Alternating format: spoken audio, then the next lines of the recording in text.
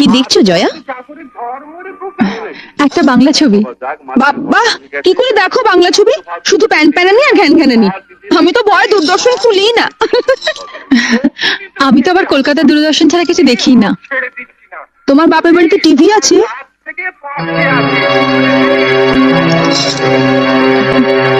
আছে, একটা ছোট ব্ল্যাক এন্ড হোয়াইট টিভি আছে। আসলে আমাদের কেবল কানেকশন নেই তো, তাই ওই কলকাতা দূরদর্শনের প্রোগ্রাম দেখতে দেখতে অভ্যস্ত হয়ে গেছি। এবার অভ্যেসটা বদলাও। ওটা বন্ধ করো আর কেবল টিভি দেখো। এখন আমরাও তো দেখবো। একটা দারুণ হিন্দি ছবি আছে। কি ছবি? হাম আপকে হ্যায় কौन। ও, ওই ছবিটা তো কয়েকদিন আগেই দেখিয়েছিল, দেখোনি? দেখবো না কেন, দেখেছিলাম। কিন্তু ও ছবি যতবারই দেখো পুরনো হয় না। আর মাধুরী দীক্ষিতকে দেখে তো মন আর ভরে না, তাই না দিদি? যা বলেছিস। কিন্তু মাধুরীকে নিয়ে ওসব কথা তো ছেলেরা বলে, মেয়েরাও বলে। তবে তুমি অবশ্য বলবে না, তার কারণ তুমি তো নিজেকে মাধুরীর থেকেও সুন্দরী ভাবো। আমি ভাবি না মেজদি, তবে আমি জানি আমি কি। একেবারে পাতে দেওয়া যায় না এমন হতকুচ্ছিত আমি নই, তাই না? নইলে এ পাড়ায় যাদের বাড়িতে পড়াতে আসতাম তাদের বাড়িতে মা আমাকে দেখি সঙ্গে সঙ্গে তার ছোট ছেলের বউর জন্য পছন্দ করে ফেলতেন না। আর শুধু কি তাই, বলতে গেলে একেবারে বিনা পয়সায় এক কাপড়ে শাখা সিঁদুর পরিয়ে এবারই ছোট বউ করে নিয়ে এলেন।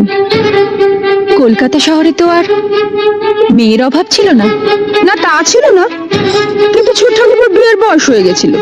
অত সামান্য রোজগারের ছেলের জন্য কোনো অবস্থাপন্ন ঘরের ডানা কাটা পরি তো আর পাওয়া যাবে না, তাই তোমার সঙ্গে বিয়ে দিয়ে দিলেন।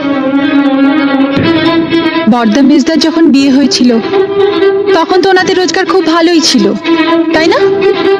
ওনারা কি ডানা কাটা পরি পেয়েছেন? আচ্ছা দিদি, কিছু মনে করো না। তোমাদের দেওরের যদি রোজগার ভালো হতো আর তার যদি বড়লোকের সুন্দরী মেয়ের সঙ্গে বিয়ে হতো, তাহলে তাহলে তোমাদের কি লাভ হতো বলো তো? আমাদের আবার কিসের লাভ?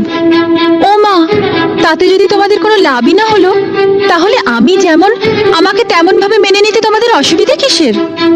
আমি তো তোমাদের বাড়া ভাতে ছাই দিতে আসিনি, বা আমি জোর করেও আসিনি।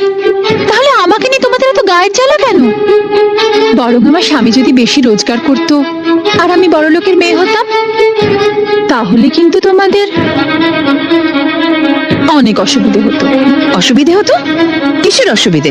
তাহলে এই মুহূর্তে টিভিটা আমিই দেখতাম, আমার পছন্দ মতো দূরদর্শনের বাংলা ছবির চ্যানেল।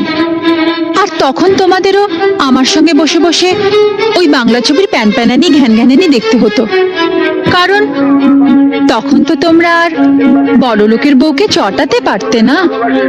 তাই যা হয়েছে ভালোই হয়েছে, সাপে বর হয়েছে। এইটা ভেবেই শান্তি পাও।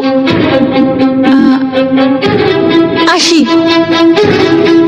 এখন তোমরা মন দিয়ে হাম আপকে হ্যায় কौन দেখো।